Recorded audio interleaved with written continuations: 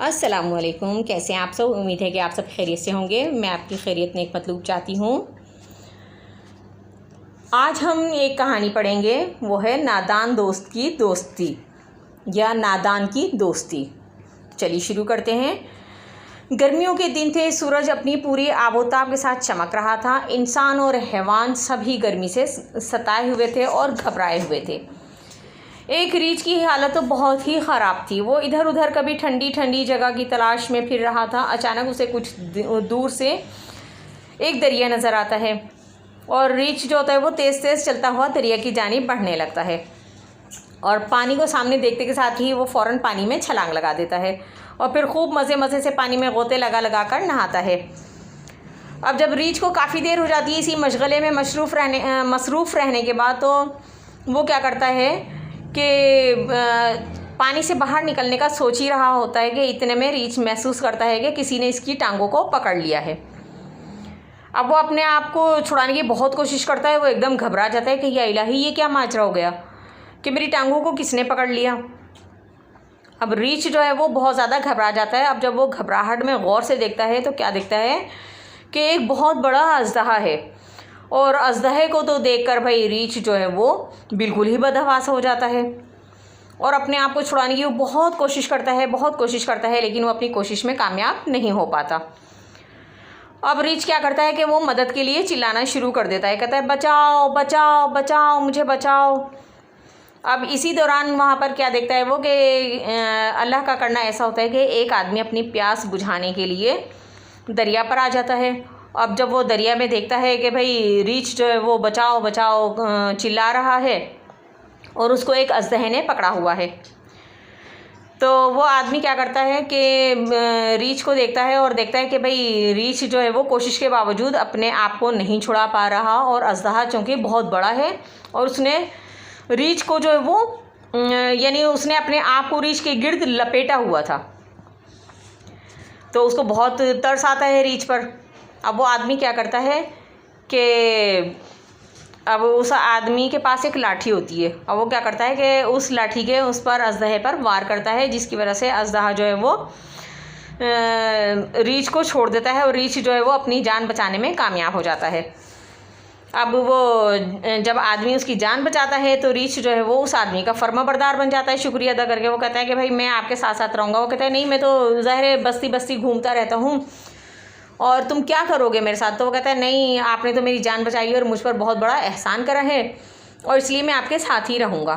तो वो कहता है अच्छा चलो ठीक है, जैसे तुम्हारी मर्ज़ी। अब भाई क्या होता है कि जहाँ वो आदमी जाता है वहीं रीछ उसके साथ जाता है। अब अगर कहीं रास्ते में वो आदमी थक कर सो जाता है तो रीछ उसको पंखा झलता है, यानी कि हवा झलता है, और उसके ऊपर अगर कोई मक्खी या मच्छर आकर बैठता है तो वो उनको उड़ा देता है। गर्ज ये कि वो उस आदमी के साथ साए की तरह लगा रहता है। काफ़ी दिन इसी तरह गुजर जाते हैं, ये सब इसी तरह से चलता रहता है। अब एक दिन क्या होता है कि एक अक्लमंद आदमी मिलता है उनको। वो कहता है कि देखो, इस पर भरोसा नहीं करो और रीछ की दोस्ती अच्छी नहीं होती और ज़ाहिर है ये एक जानवर है, उसमें इतनी अकल समझ तो है नहीं, ऐसा ना हो कि तुम्हें नुकसान पहुंचा दे और ये तुम्हें किसी भी वक्त नुकसान पहुंचा सकता है, इसलिए इसको जंगल में ही वापस जाने दो। तो वो शख्स कहता है कि भाई हुजूर, आप अपनी नसीहतें अपने पास रखें और मुझे इसकी ज़रूरत नहीं है और मैंने इस रीछ की जान बचाई थी, ये मेरा एहसानमंद है और ये मुझे कभी भी नुकसान नहीं पहुंचाएगा। अब भाई वो आदमी जो होता है अक्लमंद आदमी, दाना कहते हैं अक्लमंद को, तो वो अक्लमंद आदमी जो है वो क्या करता है कि कहता है कि भाई मेरा काम आपको नसीहत करना था, यानी समझाना था, लेकिन आपने नहीं समझा, तो ये आपकी मर्ज़ी है, अब आप जाने और आपका काम जाने। खैर इसी तरह वक्त गुजरता चला जाता है और यानी रीछ और उस शख्स का साथ जो है वो एक चोली दामन का सा हो जाता है कि जहाँ वो शख्स जाता है वहीं वो रीछ भी जाता है। एक दिन क्या होता है कि भाई हस्बे मामूल रीछ जो है वो उस पे आदमी के ऊपर बैठी हुई मक्खियाँ उड़ा रहा होता है। अब भाई वो कहते हैं आदमी जो होता है वो दरख्त के नीचे आराम कर रहा होता है, सो रहा होता है, और रीछ उसकी मक्खियाँ उड़ा रहा होता है। अब भाई रीछ क्या देखता है कि एक मक्खी बार बार आती रहती है। आपने देखा होगा ना कि जैसे मक्खियाँ जो होती हैं वो अक्सर चिपकती हैं अब उनको हम कितना ही हटाते रहें, उड़ाते रहें, लेकिन फिर भी वो आती रहती हैं, चिपकती रहती हैं। तो इसी तरह भाई वो एक मक्खी जो है वो उसको बहुत ज़्यादा तंग करती रहती है। अब वो बार बार हटाता है उस आदमी के ऊपर से, और लेकिन वो फिर आ जाती है उस आदमी पर। अब तो भाई रीछ को बहुत ही गुस्सा आ जाता है, तो कहता है मैं इस मक्खी को सबक सिखा के ही रहूँगा। अब वो क्या करता है, एक पास पड़ा हुआ बड़ा सा पत्थर लेता है और वो उस आदमी के सर पर दे मारता है।